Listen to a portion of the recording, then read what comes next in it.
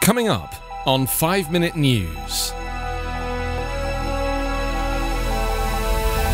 US hands Bagram Airfield to Afghans after nearly 20 years. Tally of missing in condo collapse falls to 128.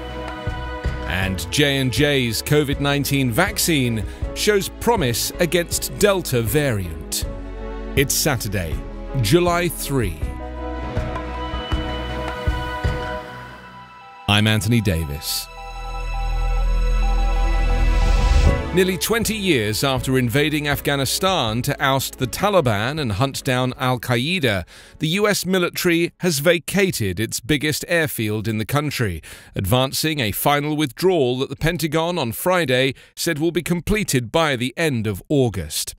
President Joe Biden had instructed the Pentagon to complete the military withdrawal by September the 11th, the 20th anniversary of the terrorist attacks on the United States, but the Pentagon now says it can finish the drawdown a little earlier. In fact, the drawdown is already largely completed, but a number of related issues need to be worked out in coming weeks, including talks with Turkey on an arrangement for maintaining security at Kabul airport.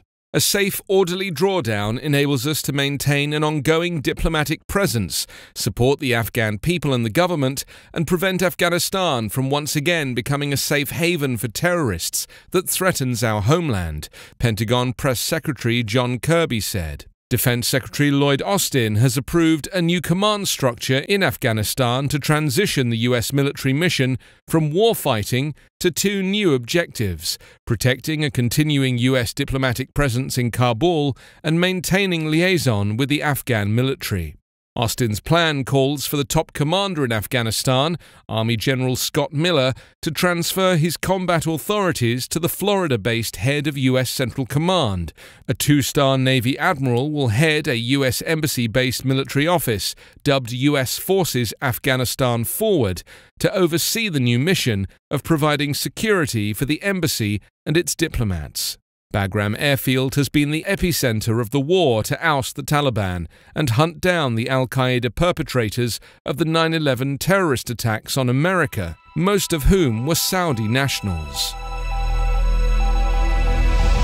The number of people missing in the Florida condominium collapse fell substantially on Friday from 145 to 128 after duplicate names were eliminated and some residents reported missing turned up safe, officials said. Authorities also announced the recovery of two more bodies, including the 7-year-old daughter of a Miami firefighter. That raised the confirmed death toll to 20. Miami-Dade Mayor Daniela Levine Carver said the number of missing declined following an audit. In some cases, when detectives were able to contact people who'd been reported as potentially missing, they found that not only were they safe, but other members of their families were safe too. Detectives have worked around the clock to contact relatives and others. In some cases, English and Hebrew names have been offered for the same missing relative. No one has been rescued since the first hours after the June 24th collapse of the 12-story Champlain Towers South condominium.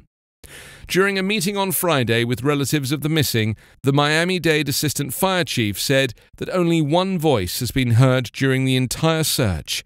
A woman's voice was detected until about 10 or 11 a.m. on the morning of the collapse, which happened at 1:30 in the morning. Rescuers are preparing the family members for a possible suspension of the search if Hurricane Elsa, now in the eastern Caribbean, brings strong winds to South Florida that would make work too dangerous. Some rescue workers who are now staying in tents will be moved to cruise ships, which can stay safe during a tropical storm. About 600 first responders will stay on the Royal Caribbean ship Explorer of the Seas. Johnson & Johnson have announced that its single-shot COVID-19 vaccine showed promise against the highly contagious Delta variant in a laboratory study. An analysis of blood from 8 patients showed that immune responses elicited by the vaccine against the Delta variant, first identified in India, were at a higher level than against the Beta variant, which was first identified in South Africa. The World Health Organization said Delta is becoming the globally dominant variant of COVID-19, raising concerns over whether existing vaccines will work against it. So far, preliminary data has shown that vaccines made by Pfizer and BioNTech, AstraZeneca and Moderna are largely protective against Delta, with the concentration of virus-neutralizing antibodies being somewhat reduced. Disease experts believe the J&J vaccine may require booster shots of the Pfizer or Moderna vaccines to be more effective against the Delta variant. US public health officials have said there is no clinical data to support the move. You can subscribe to 5-Minute News on YouTube with your preferred podcast app. Ask your smart speaker or enable 5-Minute News as your Amazon Alexa flash briefing skill.